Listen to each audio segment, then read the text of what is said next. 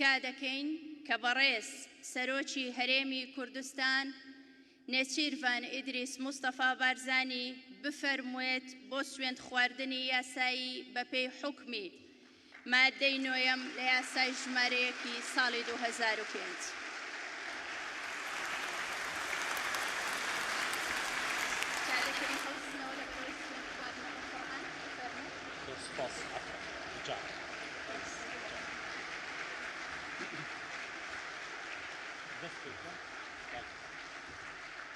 زۆر سپاس. سوێند بێ بەخوای مەزن پارێزگاری لە مافەکان و دەستکەوتەکان و یەکڕێزی و بەرژەوەندیەکانی هاوڵاتیانی هەرێمی کوردستان کەم و ئەرک و فەرمانەکانم بە دروستی و دڵسۆزی ئەنجام بدەم. خوای گەورە پشتیوان بێت. زۆر سپاس.